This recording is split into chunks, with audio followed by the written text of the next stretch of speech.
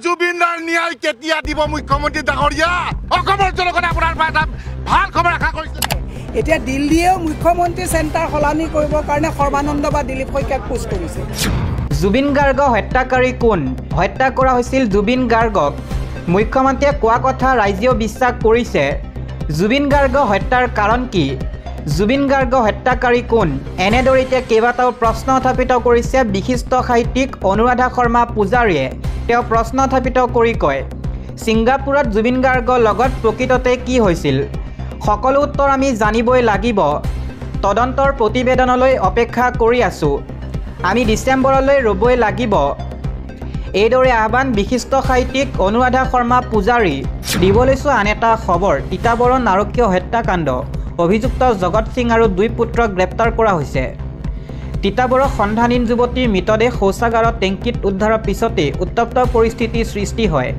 চাৰিদিনে সন্ধানহীন হৈ থকা যুৱতীগৰাকীৰ মৃতদেহ জগত সিং নামৰ এজন লোকৰ দোকান শৌচাগাৰৰ টেংকিত উদ্ধাৰ হয় জগত সিঙে ছাত্ৰীগৰাকীক হত্যা কৰি শৌচাগাৰৰ টেংকিত লুকুৱাই ৰাখিছিল মৃতদেহ যুৱতীগৰাকী 7 মহীয়া অন্তঃসত্ত্বা আছিল বুলি জানিব পৰা গৈছে জগত সিঙৰ স্বীকাৰোক্তিৰ ভিত্তিত নিশা আৰক্ষীয়ে উদ্ধাৰ কৰে মৃতদেহ উল্লেখযোগ্য যে তিতাবৰৰ নন্দনাথ শইকীয়া মহাবিদ্যালয়ৰ প্ৰথম ষান্মাসিকৰ ছাত্ৰী আছিল যুৱতীগৰাকী ঘৰ তিতাবৰ শিলিখাবাৰীত 7 নৱেম্বৰত কলেজলৈ আহি থকা পথতে সন্ধানী হৈছিল যুৱতীগৰাকী তিতাবৰ আৰক্ষী থানাত এজাহাৰো দাখিল কৰিছিল পৰিয়ালে কিন্তু 3 দিনীয়া আৰক্ষীয়ে কোনো ব্যৱস্থা নোলোৱাত ৰাইজ ক্ষুব্ধ হৈ কালি তিতাবৰ আৰক্ষী থানা ঘেৰাও কৰি প্ৰতিবাদ সাব্যস্ত কৰিছিল ইয়াৰ পিছতে যুৱতীগৰাকী সন্ধানত অধিক তৎপৰ হৈ পৰিছিল আৰক্ষী আজি বিপ্লৱী দাসৰ মৃতদেহ উদ্ধাৰৰ পিছতে তিতাবৰৰ ৰাজপথত উত্তপ্ত পৰিস্থিতিৰ সৃষ্টি হয় বিদ্যালয় মহাবিদ্যালয়ৰ শ শ ছাত্ৰ ছাত্ৰী আৰু তিতাবৰৰ বহু সংখ্যক লোকে ৰাজপথ অৱৰোধ কৰি যুৱতীগৰাকীৰ ন্যায়ৰ দাবী তোলে ক্ষুব্ধ ৰাইজে তিতাবৰ আৰক্ষীৰ থানাও ঘেৰা কৰিও পৰিস্থিতি উত্তপ্ত কৰি তোলে প্ৰতিবাদকাৰীৰ সৈতে হতাহতি হয় আৰক্ষী হত্যাকাৰী জগত সিঙক কঠোৰ শাস্তি প্ৰদানৰ দাবী জনাই ৰাইজে বৰ্তমান স্তব্ধ হৈ পৰিছে তিতাবৰ ৰাজপথ ইফালে পৰিস্থিতি উত্তপ্ত হৈ থকাৰ মাজতে তিতাবৰ থানা ভাৰপ্ৰাপ্ত বিষয়া লক্ষ্মণ কুমাৰ দাসক ৰিজাৰ্ভ ক্লোজ কৰা হয় ইপিনে আৰক্ষীয়ে জগত সিঙৰ দুই পুত্ৰ কৃষণ সিং আৰু জীৱন সিঙক গ্ৰেপ্তাৰ কৰিছে ঘটনাটিৰ সৈতে সম্পৰ্কিত মেলামাটিৰ ৰেকিবুদ্দিন আহমেদ নামৰ এজন ফাৰ্মাচিষ্টকো আৰক্ষীয়ে আটক কৰে ইয়াৰ উপৰি তদন্তৰ অংশ হিচাপে আৰক্ষীয়ে এজন টেম্পো চালককো খুদা পোছাৰ বাবে থানালৈ লৈ যায় দিব লৈছোঁ এটা political breaking news Narendra Modi Amit শ্বাহক লৈ ৰাহুল গান্ধীৰ বিস্ফোৰণ কেইবাবছৰ ধৰি ভোট চুৰি কৰি আহিছে নৰেন্দ্ৰ মোদী আৰু অমিত শ্বাহে প্ৰথমতে আমাৰ হাতত ইয়াৰ প্ৰমাণ নাছিল কিন্তু এতিয়া আমাৰ হাতত তথ্য সহকাৰে প্ৰমাণ আছে ভোট চুৰি কৰি হাৰিয়ানাত চৰকাৰ গঠন কৰিছে বিজেপিয়ে এনেদৰে মন্তব্য কৰিছে ৰাহুল গান্ধীয়ে মন্তব্য কৰি কয়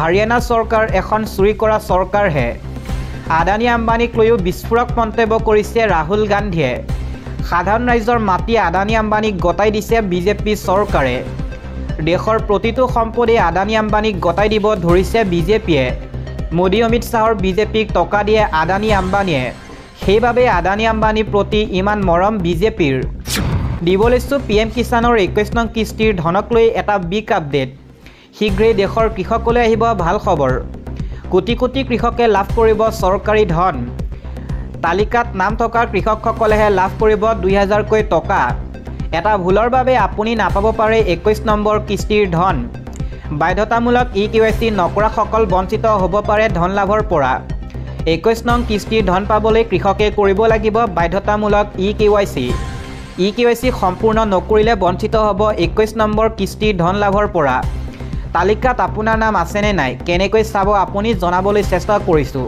গতিকে ভিডিঅ'টো শেষলৈ চাব প্ৰথমে আপুনি লগইন কৰক pmkisan.gov.in আৰু ইয়াৰ পিছত যাওক বেনিফিচিয়াৰী লিষ্ট অপশ্যনত ৰাজ্য জিলা গাঁও বাছনি কৰি চাব পাৰিব তালিকা ইতিমধ্যে মুকলি কৰা হৈছে হেল্পলাইন নম্বৰ মুকলি কৰা হেল্পলাইন নম্বৰটো হৈছে 155267 দিব লৈছোঁ আন এটা পলিটিকেল ব্ৰেকিং নিউজ এবাৰ ৰাহুল গান্ধীক দেশৰ শত্ৰু আখ্যা দিলে মুখ্যমন্ত্ৰী হিমন্ত বিশ্ব শৰ্মাই ৰাহুল গান্ধী দেশৰ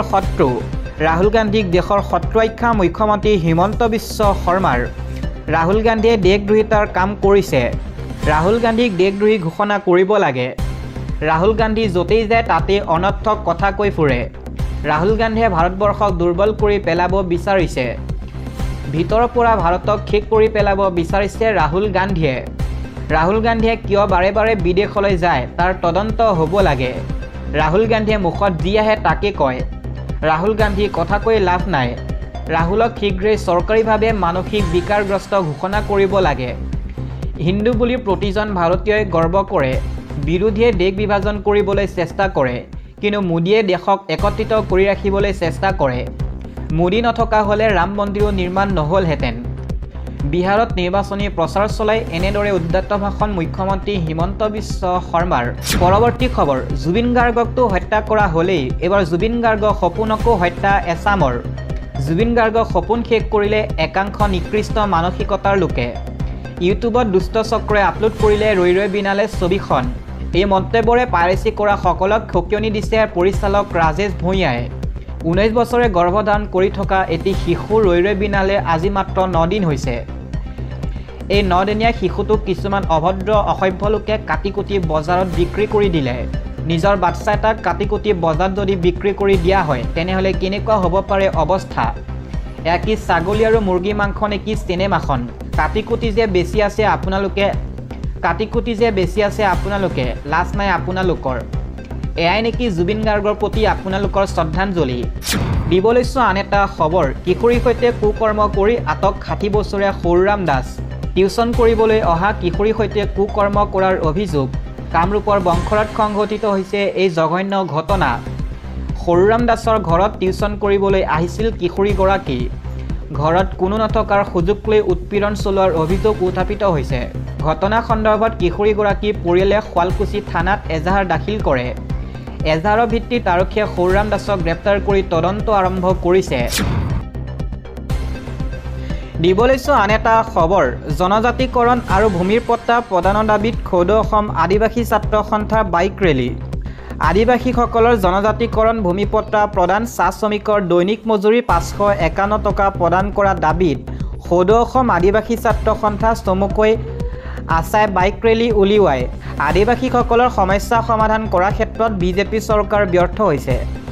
আদিবাসী মন্ত্ৰী বিধায়ক থকাৰ পাছতো আজি আদিবাসীসকলে সংগ্ৰাম কৰিবলগীয়া হৈছে।